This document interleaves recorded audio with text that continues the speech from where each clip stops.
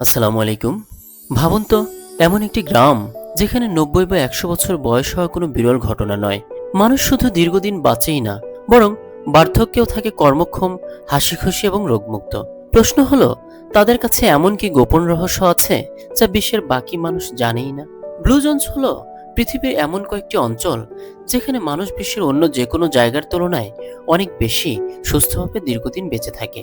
এই ধারণাটি জনপ্রিয় করেন ড্যান বুয়েটনার, যিনি গবেষকদের সঙ্গে মিলে বিশ্বের কয়েকটি বিশেষ অঞ্চল নিয়ে দীর্ঘদিন গবেষণা করেন। এরকম ৫টি অঞ্চল হল ওকিনাওয়া জাপান, সার্নিয়া ইটালি, নিকোয়া দ্বীপপুঞ্জ কোস্টারিকা, ইকারিয়া গ্রিস এবং লোমা লিন্ডা ক্যালিফোর্নিয়া।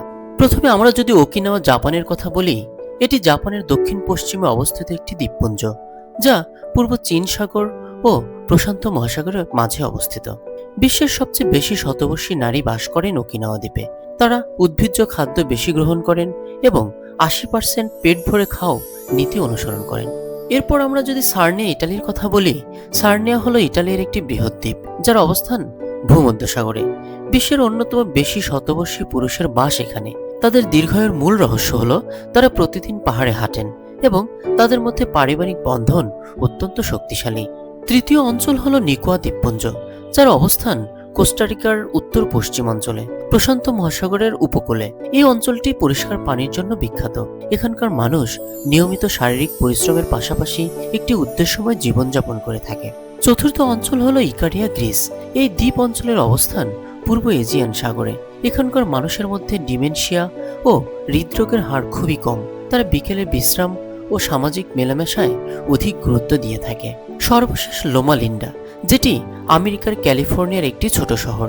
এই শহরের মানুষ নিরামিষ ভিত্তিক খাদ্য গ্রহণ করা, ধূমপান ও অ্যালকোহল থেকে দূরে থাকা এবং সপ্তাহে একদিন সম্পূর্ণ বিশ্রাম নিয়ে থাকে। গবেষণায় দেখা গেছে দীর্ঘায়ুর পেছনে শুধু জিন নয়, জীবনধারারও বড় ভূমিকা রয়েছে। অনেক গবেষণার অনুমান অনুযায়ী জেনেটিক্স মানুষের আয়ের একটি অংশ ব্যাখ্যা করলেও খাদ্যাভ্যাস, শারীরিক সক্রিয়তা, ঘুম, সামাজিক সম্পর্ক এবং পরিবেশ মিলিয়ে জীবনধারার প্রভাব আরও বেশি হতে পারে। তাই দৈনন্দিন অভ্যাস পরিবর্তনের মাধ্যমে সুস্থভাবে দীর্ঘদিন বেঁচে থাকার সম্ভাবনা বাড়ানো যায়। দীর্ঘ জীবন কোনো জাদু নয়, এটি ছোট ছোট ভালো অভ্যাসের ফল। হয়তো আমরা ব্লু জোনে বাস করি না, কিন্তু তাদের জীবনধারা থেকে শিক্ষা নিয়ে আজ থেকে নিজের জীবনকে আরও সুস্থ, দীর্ঘ এবং সুখী করে তুলতে পারি। এই ভিডিওটির মেসেজগুলো আপনার হৃদয়ে নাড়া দিয়ে থাকলে চ্যানেলটি সাবস্ক্রাইব করার বিশেষ অনুরোধ রইল। লাইক, কমেন্ট ও শেয়ার করতে ভুলবেন না। ধন্যবাদ সবাইকে। আজ এ পর্যন্তই। আসসালামু আলাইকুম।